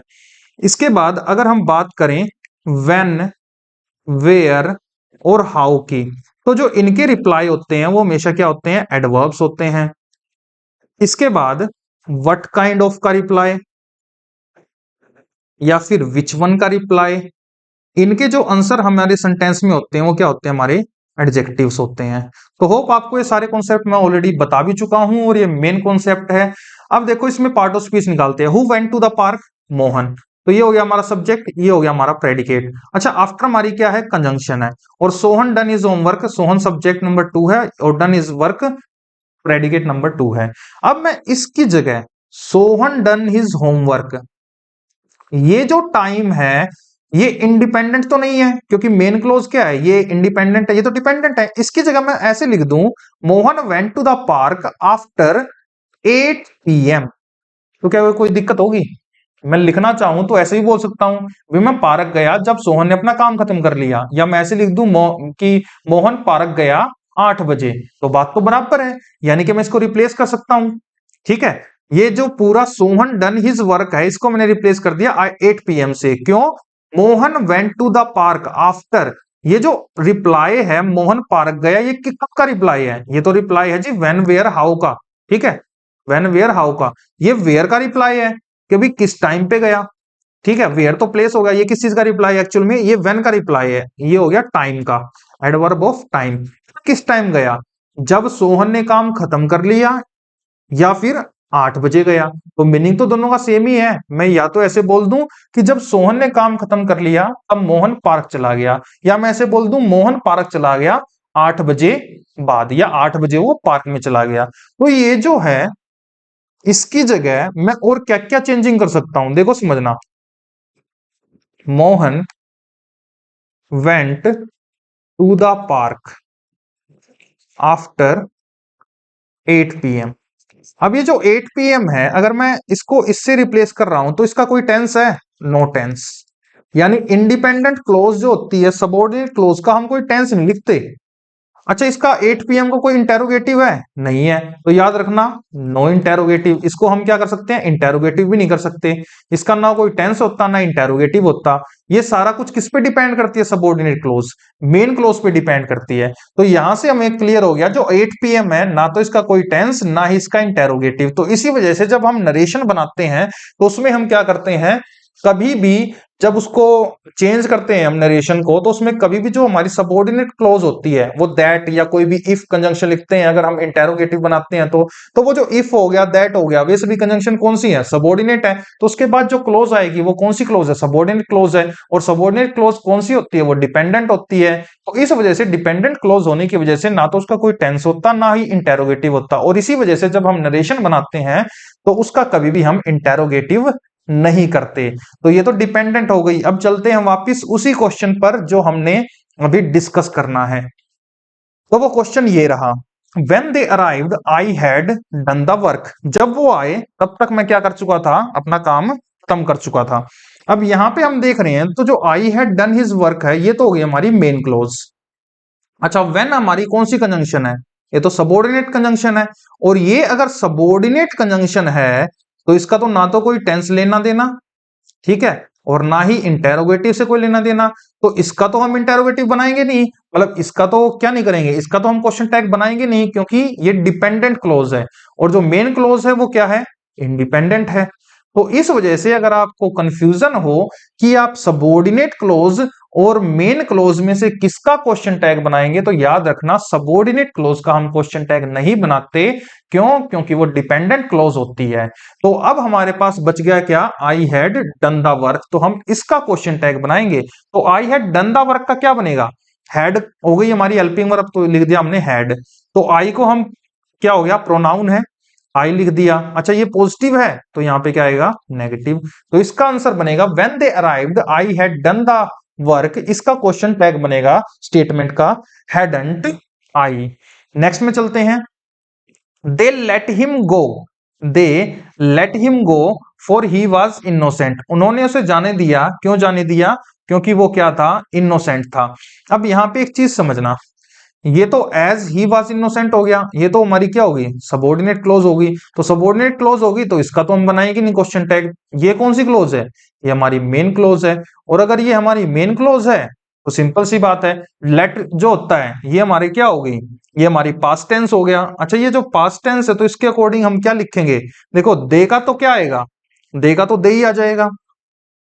और इधर पॉजिटिव है तो इधर क्या आ जाएगा? नेगेटिव आ जाएगा। और लेट हो गया तो यहाँ पे क्या आ जाएगा? पास्ट में डिड आ जाएगा। तो इसका आंसर बनेगा डिडंट दे। और यहां से भी हमें क्लियर हो रहा है कि देखो, दे तो सब्जेक्ट है। ये इसके बारे में, पास्ट के बारे में कैसे पता चल रहा है? क्योंकि यहाँ पे वाज लिखा हुआ है। तो हमें यहां से क्लियर हो गया कि एक्चुअल में ये तो डिपेंडेंट है और ये इंडिपेंडेंट है। तो इसके अकॉर्डिंग ही यहाँ पे चला होगा। तो ये जो पास्ट है इस वजह से यहाँ पे डिड आ गया। तो होप यहां तक आपको समझ में आ गया होगा। तो याद रखें, जब कभी भी हम कॉम्प्लेक्स या कंपाउंड आदि सेंटेंस हो तो उसमें जो मेन क्लोज होती है उसका क्वेश्चन टैग बनाते हैं। इसके अलावा और किसी का भी हम क्वेश्चन टैग नहीं बनाते, ठीक है। यानी सबऑर्डिनेट क्लोज हो गई इनका। आगे बढ़ते हैं, कुछ और क्वेश्चन देखते हैं। वी नीड नो वर्क और दूसरा है वी नीड नॉट वर्क। इन दोनों में समझते हैं कि जो नीड होती है ये वर्ब भी होती है, और जो नीड होता है ये हमारा मोडाल्स भी होता है। ये चीज याद रखना। अगर हम नीड को अगर नोट के साथ लिख देते हैं तो याद रखना नीड जो हो जाता है ये हमारा मोडाल्स बन जाता है। लेकिन अगर हम इसको नीड को एज ए मेन वर्ब रखते हैं तो इसका मीनिंग क्या बन जाता है? इसका मीनिंग बन जाता है जरूरत होना,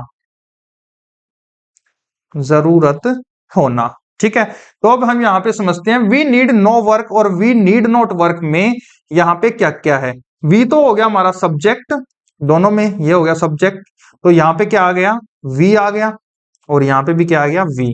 अब यहाँ पे नीड जो है ये क्या है, हमारी वर्ब है, ठीक है। और नो हो गया हमारा एडजेक्टिव हो गया, और वर्क क्या बन गया हमारा, नाउन हो गया। अब यहाँ पे अगर हम नीड को देखें तो नीड तो मेन वर्ब है, और टेंस अगर ये मेन वर्ब का काम करिए तो टेंस कौन सा हो गया, प्रेजेंट इंडेफिनिट हो गया। प्रेजेंट इंडेफिनिट की हेल्पिंग वर्ब कौन सी है, डू है। और यहाँ पे नेगेटिव है तो स्टेटमेंट क्या बनेगी, पॉजिटिव। तो वी नीड नो वर्क का जो क्वेश्चन टैग बनेगा वो क्या बनेगा, डू वी।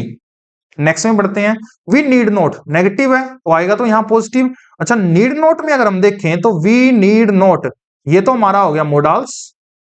तो फिर मोडाल्स के बाद ये तो हेल्पिंग वर्ब होगी, मोडाल्स तो हमारी हेल्पिंग वर्ब होते हैं, तो वर्क क्या होगी हमारी, मेन वर्ब होगी। अब जो क्वेश्चन टैग बनता है वो किसका बनता है, वो बनता है हेल्पिंग वर्ब का। अब हेल्पिंग वर्ब अगर नीड है तो हम क्या लिख देंगे यहाँ पे, नीड वी। तो पहला जो सेंटेंस है उसमें नीड जो है वो मेन वर्ब की तरह काम कर रही है। अब वो मेन वर्ब की तरह काम कर रही है तो प्रेजेंट इंडेफिनिट टेंस है, तो हमने लिख दिया we need not work, do we. Question tag जो स्टेटमेंट थी वो नेगेटिव थी, इसलिए क्वेश्चन टैग पॉजिटिव बन गया। लेकिन नेक्स्ट में वी नीड नॉट वर्क में अगर हम देखें तो जो नीड है वो यहाँ पे मोडाल्स बनी हुई है। याद रखना, जो एक वर्ड होता है ना, एक तो ये लिख लो statement, if need and dare are used as modals then use them in question tag. अगर हम नीड और डेयर को एज ए मोडाल्स यूज कर लें, याद रखना नीड के साथ अगर हम नोट लगा दें या डेयर के साथ अगर हम नोट लगा देते हैं तो एज ए मोडाल्स की तरह वर्क करता है। और जब ये मोडाल्स की तरह वर्क करते हैं तो एज ए ये हेल्पिंग वर्ब हो जाते हैं। लेकिन अगर ये अकेले आते हैं एज ए मेन वर्ब के रूप में तो वो टेंस देखना पड़ेगा। लेकिन अगर ये मोडाल्स के रूप में आए तो ऐसे के ऐसे हेल्पिंग वर्ब बन जाती हैं ये, और इस वजह से इनको ऐसे के ऐसे यहाँ पे क्वेश्चन टैग में हेल्पिंग वर्ब की तरह लिख देते हैं, ठीक है। अब नेक्स्ट क्वेश्चन की ओर बढ़ते हैं, I think it will rain today.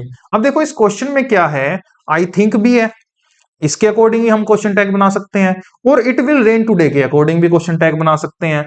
लेकिन समझना, ये जो होता है ना ये हमारी फीलिंग्स होते हैं। जैसे हम कई बार बोलते हैं ना, सोचते हैं, तो ये आई थिंक हो गया, आई फील हो गया, या आई फील हो गया, या आई विश हो गया, ठीक है। जैसे कि हम सपोज दैट ऐसे लिख देते हैं, तो ये एक्चुअल में हमारे माइंड के अंदर चलता है, ठीक है।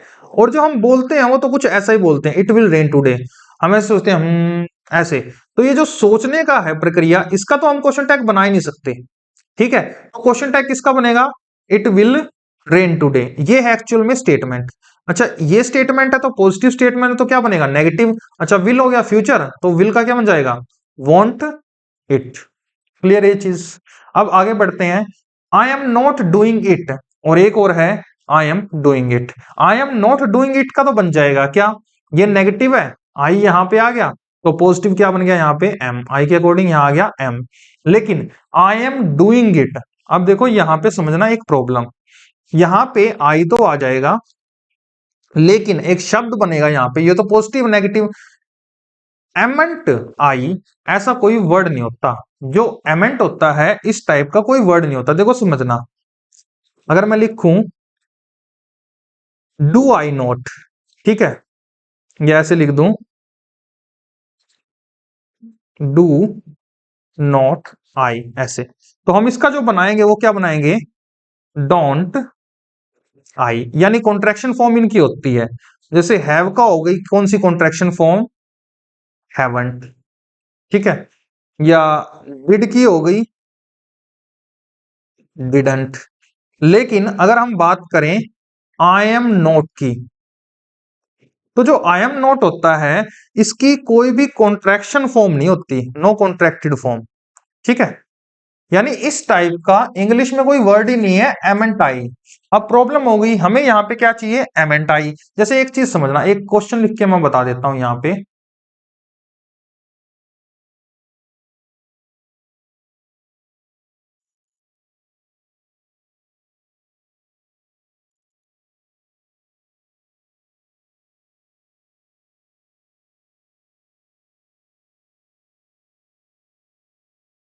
देखो अगर मैं लिखूं I teach English, question tag, अब इसका तो तुम बना दोगे, ठीक है, क्या बनेगा, डोंट आई। लेकिन अगर हम आई एम डूइंग इट का क्वेश्चन टैग बनाएंगे तो बनना तो क्या चाहिए, एमेंट आई। लेकिन प्रॉब्लम ये है कि एमेंट आई नाम का इस टाइप का कोई शब्द ही नहीं होता। इसके अलावा बहुत सारे ऐसे शब्द हैं जो कि इंग्लिश में हम स्लैंग में यूज करते हैं लेकिन होते नहीं है, जैसे एंटाई या एमेंट या मे नोट, इस तरह का कोई वर्ड नहीं होता। फास्टली कोई वर्ड नहीं होता, हम अक्सर यूज करते हैं। या प्राउडली, ऐसा भी कोई वर्ड नहीं होता। चीटर नाम का भी कोई वर्ड नहीं होता। क्या होता है, चीट होता है। एक शब्द होता है बाउंडेशन, जो हम अक्सर इस्तेमाल करते हैं, बाउंडेशन भी कभी यूज नहीं होता, ऐसा कोई शब्द नहीं होता। ये सभी स्लैंग होते हैं, ठीक है। ये स्पोकन में इस्तेमाल करते हैं हम, लेकिन रिटर्न में या ग्रामर में इनका इस्तेमाल नहीं होता, ठीक है। अब यहाँ पे हमारे पास ऑप्शन है, देखो क्या क्या, जैसे समझना, ऑप्शन निकालते हैं। सबसे पहले तो एमेंट आई तो कोई शब्द होता ही नहीं, तो इसकी जगह कुछ ना कुछ ऐसा शब्द लिखना पड़ेगा जो जस्टिफाई कर दे इस क्वेश्चन टैग को। तो एमेंट आई को तो हम मिटा देते हैं, ठीक है। अब देखो समझते हैं इस क्वेश्चन टैग को कि यहाँ पे आएगा क्या। अब जो अगर हम बात करें तो आई क्या लेता है, आई हमेशा प्लूरल लेता है, जैसे आई हैव ए बुक, ठीक है, आई हैव ए पेन। तो यहाँ पे हमारे पास कौन कौन से हैं, थर्ड पर्सन की वर्ब कौन कौन सी हैं। थर्ड पर्सन की वर्ब जो है वो है हमारी इज, एम, आर, ठीक है। अब अगर हम बात करें, इज तो हो गया सिंगुलर, इजंट लिखें तो सिंगुलर तो हो गया, लेकिन जो इज है आई के साथ तो सिंगुलर चलता नहीं, तो ये तो कैंसिल हो गया। एमेंट होता नहीं, तो फिर ऑप्शन क्या बचा, ऑप्शन एक ही बचा, आर। तो इस वजह से हमें क्या लिखना पड़ता है, aren't I, I am doing it, aren't I. तो होप आपको अच्छे से समझ में आ गया होगा। तो जो इसका जो क्वेश्चन टैग बनेगा आई एम डूइंग इट का, वो बनेगा आर एंड आई बनेगा। क्लियर है, आगे बढ़ते हैं। Let Mohan speak, keep quiet, work hard, इनके क्वेश्चन टैग क्या बनेंगे, देखो समझना। सबसे पहले लेट मोहन स्पीक का जो क्वेश्चन टैग बनेगा वो बनेगा विल यू। अब देखो इसका विल यू कहां से बना, तो समझना, आपको ऐसे दिख रहा होगा लेट मोहन स्पीक में यू तो आया ही नहीं, ठीक है, फिर यू कहां से आ गया और विल कहां से आ गया। तो एक चीज समझना, ये जो लेट मोहन स्पीक है ये क्या है, एक एक्चुअल में ऑर्डर है, ठीक है। ये क्या हो गया हमारा, वो ऑर्डर है। और एक चीज और समझना, ये विल ही क्यों आया, क्योंकि जो हम सलाह देते हैं ये इंपेरेटिव सेंटेंस है, और इंपेरेटिव सेंटेंस हमेशा वर्ब से स्टार्ट होता है। देखो ये रही वर्ब लेट, ठीक है। और जब भी हम किसी को ऑर्डर देते हैं वो सामने वाले को देते हैं। सामने वाला कौन होता है, हमेशा लिसनर होता है। अच्छा, लिसनर के लिए हमारा कौन सा प्रोनाउन इस्तेमाल होता है, यू होता है। तो यहां पे क्या आ गया, फिर जो हमारा सब्जेक्ट बना वो क्या बना, यू बना, ठीक है।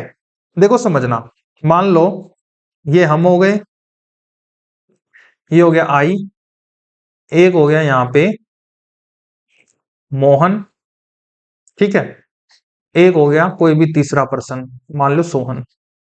सोहन और मैं क्या कर रहे हैं, बातचीत कर रहे हैं। अभी मैंने कहा ना ना सोहन तुम मत बोलो, मोहन को बोलने दो। अब बात किसके बीच चल रही है, मेरे और इसके।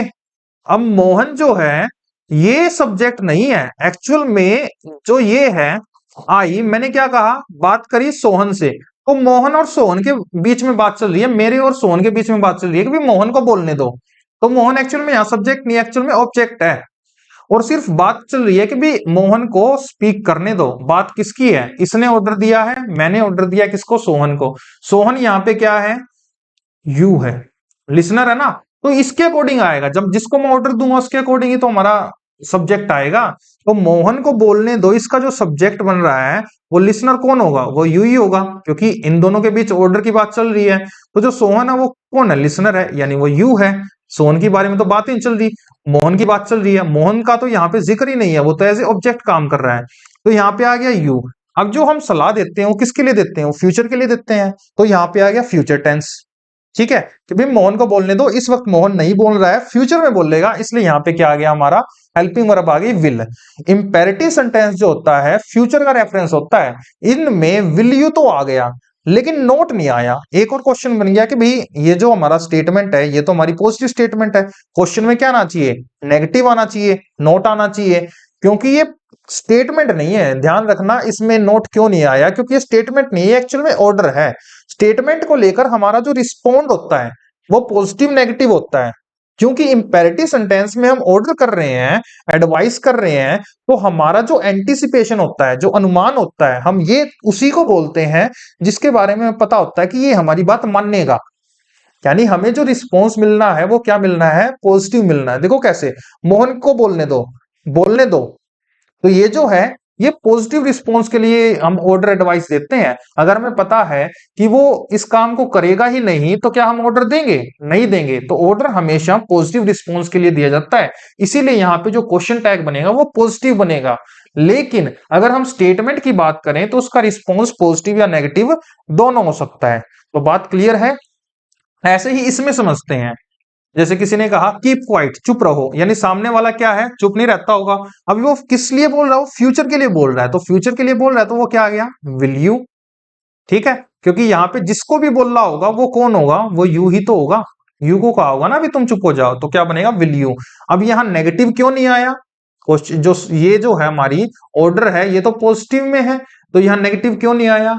यहाँ नेगेटिव इस वजह से नहीं आया क्योंकि ये स्टेटमेंट नहीं है, ये एक ऑर्डर है। और ऑर्डर हम किस सेंस में देते हैं, पॉजिटिव सेंस में ही रिस्पॉन्स चाहते हैं तभी देते हैं, तो चुप हो जाओ, चुप हो जाओ। ठीक है, ऐसे तो इस वजह से ये पॉजिटिव रिस्पॉन्स है और इस वजह से हमने यहाँ पे नोट नहीं लिखा। तो keep quiet, let Mohan speak और वर्क हार्ड, इन सभी का जो क्वेश्चन टैग बनेगा वो क्या बनेगा, विल यू। तो होप आपको अच्छे से समझ में आ रहा होगा। नेक्स्ट आगे बढ़ते हैं। नेक्स्ट में अगर हम देखें तो नेक्स्ट सेंटेंस हमारा let's take rest, let's take rest. अब यहां पे एक चीज समझना, इससे ऊपर वाले सेंटेंस में लेट मोहन स्पीक में, इसमें स्पीकर का इन्वॉल्वमेंट नहीं था, सिर्फ मोहन का है कि मोहन को बोलने दो। लेकिन लेट अस टेक रेस्ट में हमारा भी इन्वॉल्वमेंट है, यानी मैं भी क्या हूं, उसमें रेस्ट करूंगा। लेटस में तो ऐसे कहूंगा ना, चलो हम आराम करते हैं। लेट मोहन स्पीक में क्या है, यू को अलो करना है। ठीक है, यू को अलो करना है कि मोहन को बोलने दो। लेकिन यहां पे अगर हम बात करें तो मैं स्पीकर यानी बोलने वाला भी इंक्लूडेड है। लेट अस टेक रेस्ट कि भाई चलो आराम करते हैं हम सभी। तो यहां पे अगर हम क्वेश्चन टैग बनाएंगे तो ये तो हो गया, सबसे पहले तो ऑर्डर हो गया। अगर ऑर्डर है तो यहाँ जो क्वेश्चन टैग बनेगा पॉजिटिव बनेगा, क्योंकि ऑर्डर हम उसी को देते हैं जब हमें पॉजिटिव रिस्पॉन्स चाहिए होता है। तो यहाँ पे फ्यूचर भी है, फ्यूचर क्यों आएगा, क्योंकि ऑर्डर हम फ्यूचर के लिए देते हैं। तो जो इसमें स्पीकर भी इंक्लूड हो गया, अगर और कोई इंक्लूड होता तो यू रहता, लेकिन अगर मैं भी इंक्लूड हो गया तो हम दोनों के लिए अगर हमें सब्जेक्ट लिखना होगा तो वो क्या लिखना पड़ेगा, वी लिखना पड़ेगा, क्योंकि इसमें यू भी है और मैं भी हूं। तो हम दोनों के लिए तो क्या लिखना पड़ेगा, हम दोनों के लिए हमें लिखना पड़ेगा वी। तो वी हो गया, हम दोनों इंक्लूड हो गए। अब फ्यूचर के लिए है तो वी के अकॉर्डिंग क्या आएगा, शैल। तो इसका जो क्वेश्चन टैग बनेगा वो क्या बनेगा, shall we, shall we. Let us take rest, shall we. Clear है ये चीज। आगे बढ़ते हैं, कुछ अच्छे लेवल के और क्वेश्चन है। दे हैड नो मनी, बिल्कुल आसान है। हैड हमारी यहां पे क्या है, ऐसे मेन वर्ब है। अब यहां पे एक चीज समझना, हैड हमारी यहाँ पे मेन वर्ब है, लेकिन हमने क्या पढ़ा है, कई बार हेल्पिंग वर्ब भी होती है। हेल्पिंग वर्ब तब होती है, जैसे समझना, I have done this work, इस सिचुएशन में हेल्पिंग वर्ब है। ठीक है, ये हेल्पिंग वर्ब है, ये मेन वर्ब है। लेकिन क्या यहाँ पे कोई मेन वर्ब आई हुई है, नहीं आई हुई। दे सब्जेक्ट है, हैड वर्ब है, और इसके बाद डायरेक्ट क्या आ गया, मनी ऑब्जेक्ट हो गया, नो हमारा एडजेक्टिव हो गया। तो हैड जो है यहाँ पे क्या है, मेन वर्ब है। अच्छा, हैव जो है ये कौन सी फॉर्म है, ये वर्ब की सेकंड फॉर्म है। अगर ये वर्ब की सेकंड फॉर्म है तो पास्ट टेंस आएगा, तो पास्ट टेंस की कौन सी हेल्पिंग वर्ब है, डिड। अगर ये नेगेटिव है तो यहाँ क्या आएगा, पॉजिटिव आएगा, और दे के अकॉर्डिंग सब्जेक्ट फिर डिड दे। तो दे हैड नो मनी, इसका जो क्वेश्चन टैग बनेगा वो क्या बनेगा, did they. Next, we use to go there. अब देखो यहाँ पे यूज टू जो है ये बताता आपकी पास्ट की हैबिट। ठीक है, अब पास्ट की हैबिट की अगर बात कर रहा है तो सिंपल सी बात है, पास्ट टेंस ही जाएगा। अगर पास्ट टेंस जाएगा तो याद रखना जो यूज टू का पास्ट टेंस हो गया वो तो डिड ही होगा। ठीक है, अब ये जो पॉजिटिव है तो यहाँ नेगेटिव आ जाएगा, और सब्जेक्ट कौन है, वी है, तो यहाँ वी आ गया। तो we use to go there का जो क्वेश्चन टैग बनेगा वो क्या बनेगा, डिडंट वी। इसके बाद आता है he ought to stay here, he ought to stay hair.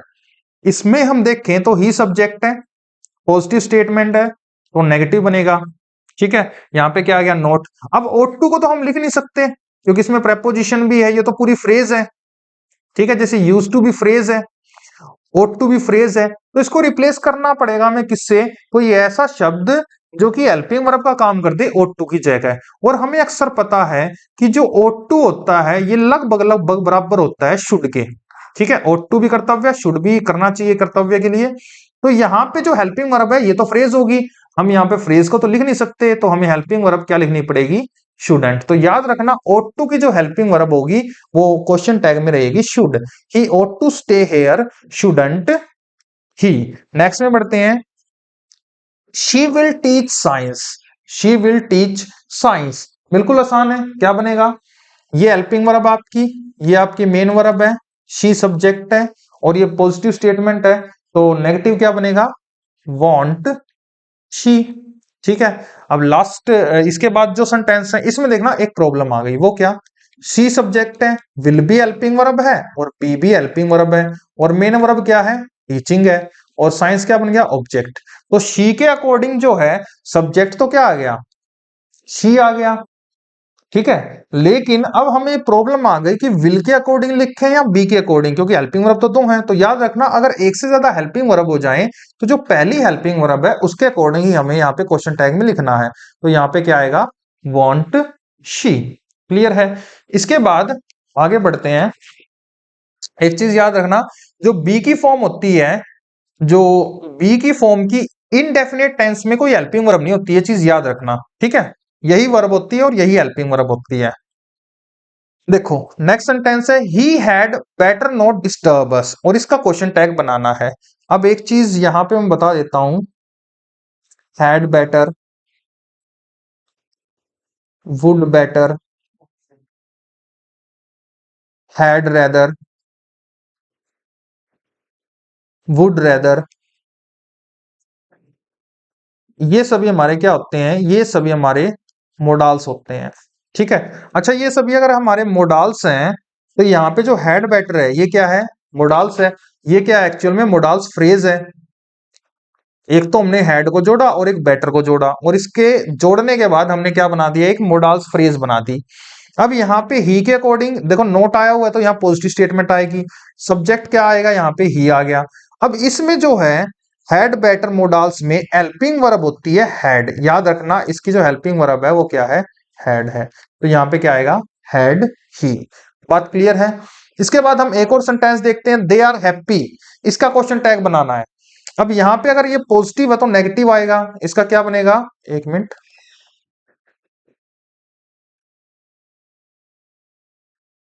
इसका जो क्वेश्चन टैग है वो अभी हमें बताना है। सबसे पहली बात तो ये हो गया सब्जेक्ट, तो ऐसे की ऐसे क्या आ गया, ते आ गया। अच्छा आर हो गया। ठीक है, अब यहाँ पे आर के साथ एक प्रॉब्लम है, ये क्या काम कर रही है, एज ए मेन वर्ब काम कर रही है। ठीक है, ये याद रखना बी की कौन कौन सी फॉर्म होती है, is, am, are, was, were, being, been, ये सभी हमारी बी की फॉर्म होती हैं। और ये अगर अकेले आए, अगर ये अकेले आते हैं जैसे I am happy, she is happy, ठीक है, शी इज सैड, तो ये सभी हमारी क्या काम करती हैं, एज ए लिंकिंग वर्ब का काम करती हैं। ठीक है, और अगर ये किसी के साथ आए जैसे ही इज प्लेइंग, अगर हम ऐसे देखें तो ये क्या काम करती हैं, एज ए हेल्पिंग वर्ब का काम करती हैं। हेल्पिंग वर्ब का काम करें तब तो हम क्वेश्चन टैग में इनको लिख देंगे, लेकिन जब बी की form as a main verb का काम करती हैं तो याद रखना इनको ऐसे के ऐसे लिख दिया जाता है। ठीक है, चाहिए मेन वर्ब का काम करें, और ऐसे आ गया आरंट दे, ये पॉजिटिव है तो ये क्या आ गया, नेगेटिव। देखो समझा देता हूं मैं इसको, ये एक्चुअल में हो कैसे रहा है। जैसे अगर मैं बात करूं, he has money, he has money, ठीक है, इसका नेगेटिव बनाए तो ही हैजंट मनी, या ऐसे लिख दो, हम इसको ऐसे भी लिख सकते हैं, ही हैज, ये तो मेन वर्ब हो गई, मेन वर्ब हो गई। इसको ऐसे बनाए तो ही डजंट हैव मनी। और हेल्पिंग वर्ब क्वेश्चन टैग में या इंटरोगेटिव में क्या करते हैं, हम आगे लेके जाते हैं, जैसे डज ही हैव मनी। ठीक है, अब यही काम इसमें देखते हैं, ही इज हैप्पी,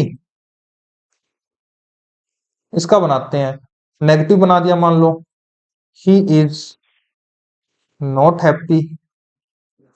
अच्छा, इसी का हमने क्या किया, क्वेश्चन बना दिया, is he happy, is he happy. अब देखो ध्यान से, इसमें है तो ये मेन वर्ब, लेकिन इंटेरोगेटिव बनाते ये कहां पे आ गई, एज ए हेल्पिंग वर्ब की जगह लेगी ना, इज ही हैप्पी। तो याद रखना, यदि किसी क्वेश्चन टैग में दो हेल्पिंग वर्ब हो तो हम क्या करते हैं, जो पहली वाली हेल्पिंग वर्ब होगी उसके साथ लिख देंगे। लेकिन अगर as a main verb be की फॉर्म एज ए क्या काम कर दे, एज ए मेन वर्ब का काम कर दे, तो उस सिचुएशन में आपको याद रखना है उस मेन वर्ब को ही, जैसे ये आर, उस मेन वर्ब को ही हेल्पिंग वर्ब मान लेना और ऐसे कैसे लिख देना है। तो जो इस क्वेश्चन टैग का आंसर बनेगा वो क्या बनेगा, दे आर हैप्पी आरंट दे। तो ये जो क्वेश्चन टैग का लेवल है ये आपको समझना होगा अगर आपको सच में एग्जाम क्लियर करना है, वरना बेसिक्स पढ़ने से कभी भी एग्जाम क्लियर नहीं होता। ये चीज हमेशा याद रखना, एक अच्छा लेवल की तैयारी, एक अच्छे लेवल का टीचर होना बहुत जरूरी है, तभी विद्यार्थी का सिलेक्शन होता है। तो होप आपको अच्छे समझ में आया होगा। क्वेश्चन टैग आज की वीडियो में हमने कंप्लीट कर दिया है, नेक्स्ट वीडियो में मिलते हैं। आज के लिए बस इतना ही। Thank you guys.